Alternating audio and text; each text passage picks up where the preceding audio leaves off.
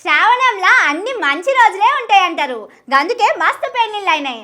కొత్తగా ఇల్లు కట్టుకునేటోళ్ళు ఇళ్లలకు పోవుడు పూజలు చేసుకునే పనిలా బిజీగా ఉన్నారు. కానీ ఇంత మంచి రోజులు కూడా కొందరికి కలిసి రాలేదట.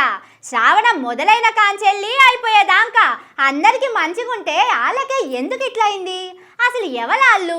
ఈ వార్త చూడండి, మీకే తెలుస్తుంది. గాశారం మంచిగా లేకుంటే తాడు పట్టుకున్న పాము లెక్కనే కలుస్తుంది అంటారు చూడండి. పాపం రాష్ట్రంలో సర్కారోళ్ళ కదా అట్లనే అవుతున్నదట.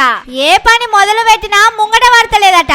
ఒకదాని మీద ఒకటి అన్ని తలకాయ నొప్పులే మోపైతున్నాయని పార్టీలున్నోళ్ళు మస్తు బాధపడుతున్నారు. మొన్న తెలంగాణ తల్లి బొమ్మకు శంకుబండ వాతుడానికి పోతే చేతులకెళ్లి గుమ్మడికాయ జారిపోయింది. నిన్న గాంధీ భవన్ గోడ కూలిపోయింది.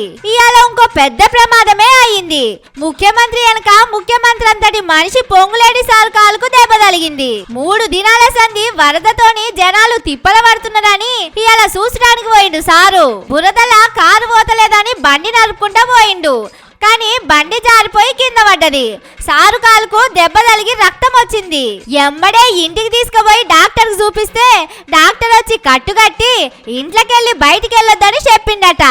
ఇవే కాదు, రాజీవ్ గాంధీ బొమ్మ పెట్టడానికి చూస్తే అది పెద్ద లొల్లైంది. హైడ్రా పేరుతోని పేదోళ్ళ ఇండ్లు కూలగొడుతున్నారని ఇంకో లొల్లి నడుస్తున్నది. ఇట్లా సర్కారోళ్ళు ఏ పని ముంగటేసుకున్నా పెద్ద పంచాయతీ అవుతున్నదట. ఫ్రీ బస్సు మీద కూడా పెద్ద లొల్లే అవుతున్నది. కుర్చీలో కూర్చున్న కాంచెల్లి చాలా అవుతున్నాయి. కానీ నిన్నయాల అసొంటి మస్తు ఎక్కువైనాయట.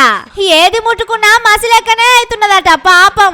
అందుకే ఏదైనా శాంతి పూజలు చేయించాలని గాంధీ భవన్ లో మాట్లాడుకుంటున్నారట.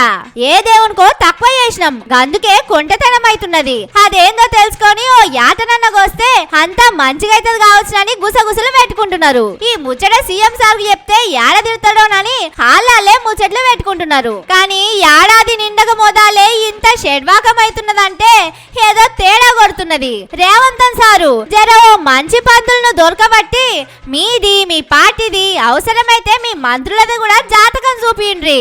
ఆలోచన చేస్తే ఇంకెన్ని తిప్పలు వస్తాయో ఏమో. ఎందుకైనా మంచిది, మీరైతే జాగ్రత్తగా ఉండుండ్రి.